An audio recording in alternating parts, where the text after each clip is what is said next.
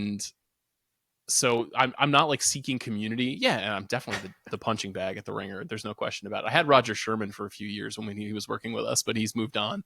And so now I'm the lone Jets fan.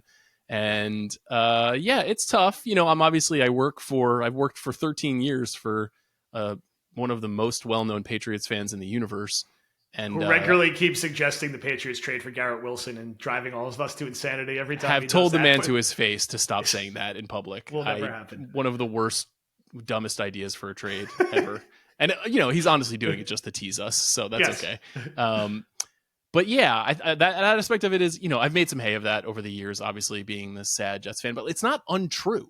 It's not a performed bit. It's a fact of the circumstances that we find ourselves in as fans. And I really, really love the NFL. So to have been doing this professionally in sports media for as long as I have been, and to have had like virtually no happiness during this whole stretch is really, really unfortunate. It's beyond self-parody. Like, it now feels kind of cosmic. So I'm really hoping that this is the group of people that is going to change it, so I don't have to go on the Bill Simmons podcast and play the clown. I don't want to do that. That's not fun. Yeah. It's been actually great as a Knicks fan being like, yeah, we're good. We're better than good. We're like one of the 5 best teams in the NBA. That's been a thrill for me personally, going to work every day. So maybe in 2027, that's how we'll feel.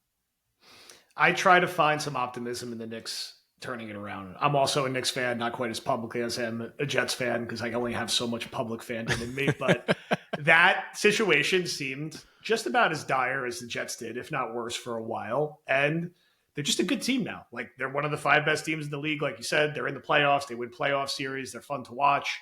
And obviously, there's nothing like in New York when the Knicks are good. And I try to say, all right, like, if the Knicks could do it at some point, by the law of averages, the Jets will make the playoffs 3 of 5 years in a row and win a couple playoff games. And I mean, this is a team that got relatively close to the Super Bowl with Mark Sanchez twice.